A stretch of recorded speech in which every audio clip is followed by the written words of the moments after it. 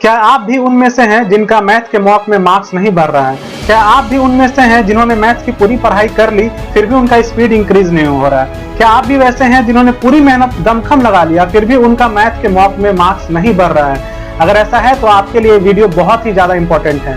नमस्कार दोस्तों, मैं अभिषेक कुमार आप सबका स्वागत करता हूं हमारे इस चैनल में जिसका नाम है सक्सेस विद अभिषेक। आज इस चैनल में मैं आज बहुत इंपॉर्टेंट चीज पे बात करने आया हूं कि कैसे आप अपना मैथ के मॉक में मार्क्स बढ़ा सकते हैं, क्या क्या करने से आपका स्पीड इंक्रीज होगा। ठीक है, इस पे हम स्टेप बाय स्टेप पूरे विस्तार से बात करेंगे। तो चलते हैं हम स्क्रीन पे, उस पे आपको दिखाते हैं कि कैसे क्या करना चाहिए हमें। तो आज मैं बताऊंगा आपको कुछ ट्रिक्स कि कैसे आप अपना स्पीड को बढ़ा सकते हैं क्वांट सेक्शन में। ठीक है, कि आपको क्या क्या तरीका यूज करना चाहिए ताकि आपका क्वांट में स्पीड बढ़ जाए। ठीक है, तो इसी में हम कुछ तरीकों का बात करेंगे कि ये आप कर सकते हैं डेली बेसिस पे। देखो, जो स्पीड जो है वो मैथ्स में वो एक दिन में नहीं आता, किसी का भी नहीं आता। मैं भी जब स्टार्ट किया था अपना प्रिपरेशन, मेरा भी मैथ का स्पीड बहुत स्लो था। मेरा कॉन्सेप्चुअल वाइज अच्छा था बट मेरा स्पीड स्लो था। बट आप जानते हो कि एसएससी के एग्जाम में बिना स्पीड लाए आप कुछ कर नहीं सकते। ठीक है, तो उसी पे हम बात करते हैं कि कैसे कैसे हमें क्या करना चाहिए। तो चलो मैं पहला तरीका देखता हूँ। मैं स्क्रीन पे आ जाता हूँ, नेक्स्ट पे। देखो, पहला हम ये कर सकते हैं कि हमें टेबल याद करने पड़ेंगे। क्या करने पड़ेंगे? टेबल याद करने पड़ेंगे। कितने से कितने? 1 to 30 एटलीस्ट। मतलब 1 to 30 का जो टेबल है ना, हमें एग्जैक्ट हमारे एकदम होठ पे होना चाहिए। कि कोई पूछे कि हाँ 24 का टेबल बताओ, कि 24 का 24, 24, 48, 34, 72। मैंने हिंदी में याद किया, आप इंग्लिश में याद कर सकते हो, जैसे भी कर सकते हो। ठीक है, तो आपको 1 से 30 तक का टेबल पूरे जुबान पे होना चाहिए, उसके बिना काम नहीं चलेगा। ठीक है, क्योंकि एक एक सेकंड मायने रखता है एसएससी के एग्जाम में। अब हम दूसरा देखते हैं कि दूसरा हम क्या कर सकते हैं। दूसरा हम जो कर सकते हैं वो हमें स्क्वायर से याद होना चाहिए। स्क्वायर से याद होना चाहिए कितना? कम से कम 1 to 50 तक का। 1 to 50 तक का स्क्वायर हमें पूरे एकदम कंठस्थ होने चाहिए। कि जैसे कोई पूछे कि हाँ 25 का स्क्वायर कितना है, तो 625 है। तो इसी टाइप से हम अगर कोई पूछे कि हाँ बताओ भाई 16 का स्क्वायर कितना है, तो हम क्या बोलेंगे? 256 है। फिर हमसे कोई पूछे कि बताओ 49 का स्क्वायर कितना है, तो हम क्या बोलेंगे? 2401। तो ये जो है ना, सारा चीज हमें याद होना चाहिए कि इसमें कोई इफ एंड बट नहीं होना चाहिए कि नहीं मैं कैलकुलेट कर लूंगा, ट्रिक से निकालूंगा। नहीं, ट्रिक सब काम आएगा दूसरे चीज में। इसमें आपको 1 to 50 तक का पूरे का पूरा स्क्वायर याद होना चाहिए। जैसे अब कोई पूछ दे आपसे कि बताओ भाई 42 का स्क्वायर कितना होगा, तो आप क्या बोलोगे? 1764। ठीक है, इतना आपको करना पड़ेगा। इतना आप कर लोगे तो आपका स्क्वायर का काम खत्म हो जाएगा। और फिर हम आगे बढ़ते हैं कि नेक्स्ट आपको क्या करना है। तो देखो, नेक्स्ट में हम जब स्क्वायर याद कर लिए तो थर्ड हमें क्या याद करना पड़ेगा? वो याद करना पड़ेगा क्यूब। क्यूब हमें कम से कम 1 to 20 तो एटलीस्ट याद होना ही चाहिए। 1 to 20 का क्यूब याद होना चाहिए। देखो, इससे फायदा क्या होता है ना कि क्यूब जब आप क्यूब या स्क्वायर याद कर रहे हो तो आपका अर्थमेटिक में यूज हो जाएगा, आपका फिर ये कंपाउंड इंटरेस्ट में यूज हो जाएगा, और बहुत सारे सिंप्लीफिकेशन में, डीआई में, सब में यूज हो जाएगा। तो ये सब याद करने में हर्ज नहीं है, आप इसको याद कर लो। तो देखो, जैसे क्यूब में कोई पूछे आपसे कि बताओ भाई 5 का क्यूब कितना होगा, तो आप क्या बोल दोगे? डायरेक्ट 125। फिर आपसे कोई पूछ दे कि हाँ बताओ 24 का क्यूब का वैल्यू कितना होगा, तो आप कितना बोल रहे हैं? 13824। तो ये सारी चीजें है ना, आपको एकदम याद होना चाहिए होठ पे। कि कोई पूछे फट से आपको बोल देना है, तभी आपका हो पाएगा। ठीक है, तो ये सारा सीआई में यूज होगा, अर्थमेटिक में यूज होगा, ये सारा चीज होगा। ठीक, तो हम इसे इग्नोर नहीं कर सकते। देखो, इसको याद करने का मैं तरीका बता रहा हूँ, आप डायरेक्ट रटने मत बैठ जाओ। आप 1 से 50 तक का स्क्वायर लिख लो एक व्हाइट पेज में, उसको आप चिपका लो अपने स्टडी टेबल के पास जहां पढ़ाई करते हो। उसके बाद फिर क्यूब को भी ऐसे लिख लो, 1 to 20 तक का क्यूब, और उसको टेस्ट कर लो। और रोज जब भी आप पढ़ने बैठते हो उसके 10 मिनट पहले आप उसका पूरा का पूरा देखो कि हाँ कैसे हो रहा है, कितना हो रहा है। कम से कम रोज 2-2, 3-3 याद करोगे ना, तो आपके अगले 1-2-3 महीने में एग्जाम में याद हो जाएंगे। क्योंकि मैंने फिर बता रहा हूँ फिर से कि ये वन नाइट का खेल नहीं है कि एक दिन पढ़े आपको याद हो जाए। ठीक, ये हो गया। अब हम चलते हैं नेक्स्ट, और हम क्या क्या कर सकते हैं वो बताता हूँ आपको। देखो, नेक्स्ट आप कर सकते हो कि ये जो परसेंटेज टू फ्रैक्शन है ना, परसेंटेज टू फ्रैक्शन, ये आपको याद होना चाहिए। Percentage to fraction, percentage to fraction का वैल्यू आपको याद होना चाहिए। इसका बहुत यूज होता है। जिन्होंने अगर बनाया होगा परसेंटेज का या फिर और भी सवाल मैथ्स के, एसएससी के या फिर बैंक के, उनको समझ में आया कि इसका कितना यूज होता है। अब जैसे मैं आपसे बोल दूं कि आप बताओ भाई 50% की वैल्यू कितनी होगी, तो आप क्या बोलेंगे? फ्रैक्शन में कितना बोलेंगे? 50% मतलब 1/2। फिर आपसे पूछ दूं 16.66% की वैल्यू कितनी होगी, तो कितनी होगी 1/6।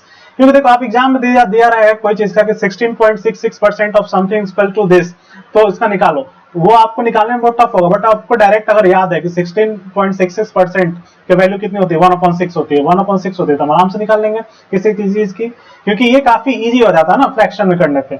उसी तरह से कोई आपसे बोल दे कि बताओ 62.5% की वैल्यू कितनी होगी। 62.5% अगर आप इसको पॉइंट हटाओगे फिर नीचे में 100 लाओगे तो काफी आपको प्रॉब्लम होगी। इसको आप डायरेक्ट याद रखो कि 62.5% की वैल्यू कितनी होती है 5/8। तो कुछ कुछ जो स्टैंडर्ड है ना ये आप करके रखो, नोट करके रखो और इसको रोज रिवाइज करो तो आपको आ जाएगा। उसी तरह से एक बहुत इंपॉर्टेंट होता है 37.5%, ये बहुत रिपीट होता है एसएससी के एग्जाम में। जिन्हें भी जो भी एसएससी के एग्जाम दिए होंगे उन्हें समझ में आ रहा होगा कि ये सब बहुत रिपीट होते हैं। तो 37.5% की वैल्यू कितनी है हमारे पास 3/8। इतना आप कर लो कम से कम, ये 2-3 नहीं ऐसे कम से कम, जैसे अप टू 1/20 तक, जैसे 1/20, 2/20, 3/20, इस सब का परसेंटेज कितना है ये आप खोजोगे आपको बुक में। जैसे आप बना रहे हो बुक, कोई भी बुक सॉल्व कर रहे हो तो उसमें इस टाइप का परसेंटेज है ना, तो उसका आप निकाल लो फ्रैक्शन, उसको नोट कर लो कॉपी में, और एक आपके पास एक लिस्ट बन जाएगी जब तक आप प्रिपेयर करोगे। अब उसको पूरे रट डालो ताकि एग्जाम में डायरेक्ट आप अप्लाई कर सको। ठीक है, तो ये हो गया परसेंटेज टू फ्रैक्शन वाली वैल्यू। अब हम नेक्स्ट देखते हैं। नेक्स्ट आप क्या कर सकते हो, अब कुछ हम देख सकते हैं कि स्क्वायर का ट्रिक्स होता है, जैसे स्क्वायर निकालने का कुछ सब ट्रिक्स होता है। अब ट्रिक्स क्या कि सपोज करो आप 1 to 50 तक का तो आप याद कर लिए, ठीक, और उससे आगे का अगर आपको करना है तो आप क्या करोगे, कुछ ट्रिक्स। जैसे अगर मैं आपको बोलूं कि ये बताओ भाई कि इसका स्क्वायर बताओ, 94 का स्क्वायर कितना होगा, तो आप इसका कैसे निकालोगे। तो 94 का स्क्वायर अगर आपको निकालना है तो आप देखो ये 100 से कितना कम है, तो 100 से 6 कम है, तो 6 और घटाएंगे 94 में से, तो 6 घटाएंगे कितना हो गया 88, और 6 का स्क्वायर कितना हो गया 36, तो 8836 इज द स्क्वायर ऑफ 94। ठीक है, तो ये सब कुछ ट्रिक्स है। मैं यहाँ पे ट्रिक मैं नहीं बता रहा हूँ आपको, वो ट्रिक आपको कहीं भी इंटरनेट से मिल जाएंगे। तो कुछ ट्रिक्स कर लो, क्योंकि देखो एग्जाम में आप कैलकुलेशन करोगे, जितना फास्ट कैलकुलेशन करोगे उतना आपका टाइम सेव होगा। इस टाइम को आप टफ क्वेश्चन में लगा सकते हो। उसी तरह से जैसे मैं बोलूँ आपको कि 102 का स्क्वायर बताओ भाई, तो 102 जो है वो 100 से कितना आगे है, तो 2 आगे है, तो 2 और ऐड कर दो तो 104 हो जाएगा, और 2 का स्क्वायर करो तो कितना होगा 4 होगा, तो 04 लिख देंगे, 10404। ये सब इसका स्क्वायर है।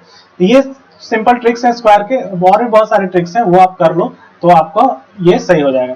अब नेक्स्ट हम आगे बढ़ते हैं। स्क्वायर कर लिए हम, अब देखते हैं कि और क्या क्या कर सकते हैं हम। अब जैसे देखो कुछ आपको प्रॉब्लम सॉल्विंग जो आपका अप्रोच है ना, जैसे आपका जो प्रॉब्लम सॉल्विंग अप्रोच है उसे चेंज करना पड़ेगा।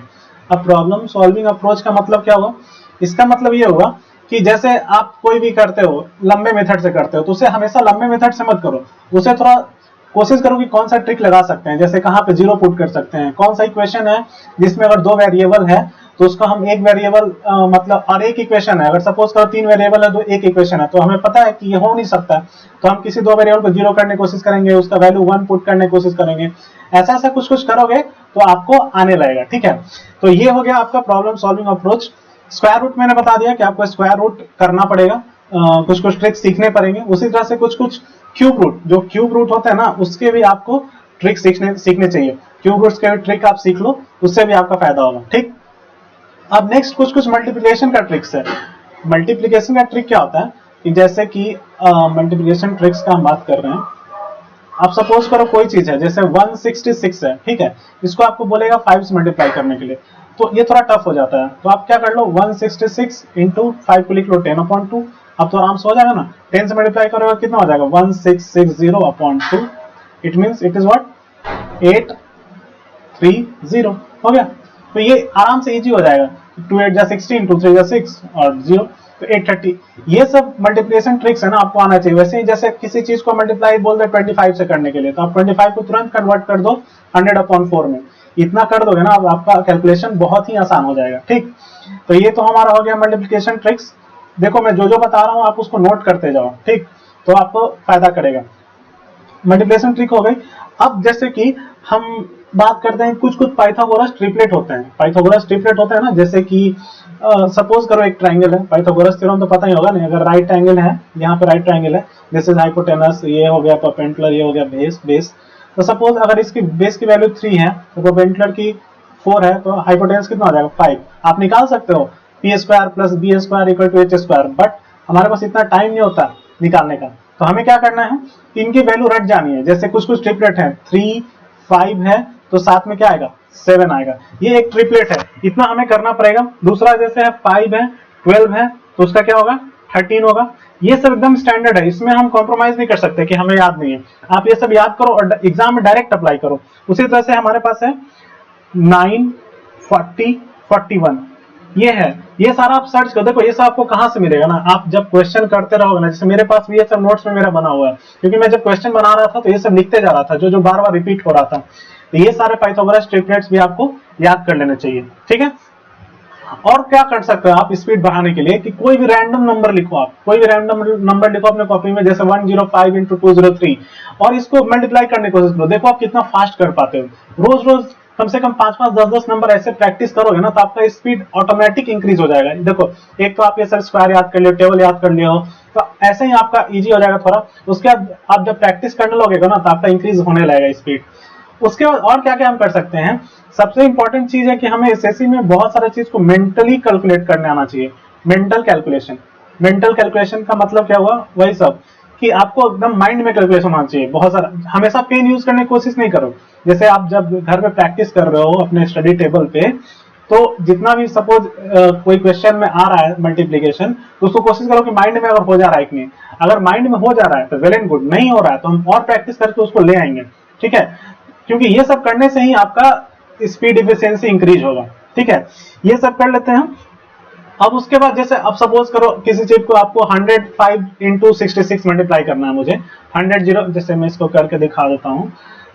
ये सब तरीका आपको यूज करना चाहिए। सपोज करो कि मुझे मल्टीप्लाई करना है 105 इंटू 66 मान लो, तो इसको मल्टीप्लाई करने का आप कर सकते हो कि मल्टीप्लाई कर लिया, बट आप ऐसे कर लो इसको, अगर 100 प्लस 5 इंटू 66 कर लोगे तो आसान नहीं हो जाएगा। ये क्या हो जाएगा 6600 प्लस 5 इंटू 66, आराम से 6 5 33, 330 हो गया। अब 600 इंटू 330 कितना हो गया 0396, मतलब 6930। मेरा पेन को थोड़ा माफ कीजिएगा, मैं फर्स्ट टाइम ऐसे स्क्रीन का यूज कर रहा हूँ इसलिए। तो आप समझ रहे हो कि मैं क्या बताना चाह रहा हूँ आपको, कि ऐसे ऐसे अगर आप मल्टीप्लाई करोगे ना तो आपका ऑटोमेटिक है कि स्पीड बढ़ जाएगा। और मैं फिर से बता रहा हूँ, ये सब एक रात का खेल नहीं है, आपको बहुत सारा प्रैक्टिस करना पड़ेगा, तभी आपके ये माइंड में आएगा। नहीं तो आप क्वेश्चन एग्जाम में देखोगे फिर तो आप अपना कन्वेंशनल मेथड से स्टार्ट कर दोगे, वो हमें नहीं करना। अगर आप सपोज करो ये सब जितना ट्रिक है, जितना तरीका है, इसको आप अगर 3 महीने तक कम से कम यूज किए हुए हो लगातार अपने घर पे, तभी एग्जाम में अप्लाई होगा, नहीं तो सिर्फ जान लेने से अप्लाई नहीं होगा। 100% मैं बता रहा हूँ। इसलिए इसको प्रैक्टिस करो अच्छे से, ताकि आपका स्पीड बन जाए। और एक बार स्पीड बन गया तो फिर मैथ में आप फोड़ के आओगे एग्जाम में, ठीक है। और ये सब जो मैं बताया हूँ सिर्फ एसएससी के लिए नहीं है, ये बैंक के लिए भी एप्लीकेबल है, हर एक एग्जाम के लिए जहाँ पे मैथ्स का एग्जाम होता है, ठीक है दोस्तों। तो यही सारा कुछ ट्रिक्स है, और ये हम अगर कर लेंगे ना, और तो हमारा जो है स्पीड मैथ्स में काफी इंक्रीज हो जाएगा, और ये हमारे लिए काफी फायदेमंद होगा। इसका हम टाइम बचा के अपने एडवांस सेक्शन में यूज कर सकते हैं। तो ठीक है, हम मिलते हैं नेक्स्ट वीडियो में। कुछ और आपका जो सरदर्द है उसको मैं दूर करने की कोशिश करूंगा। तो अगर आपको ये वीडियो अच्छा लगा हो तो आप कमेंट में बताएं कि कैसा लगा हो, और आपको किस टाइप का वीडियो चाहिए वो भी आप मुझे कमेंट में बता सकते हैं। फिर हम मिलते हैं नेक्स्ट वीडियो में, तब तक के लिए बहुत बहुत धन्यवाद।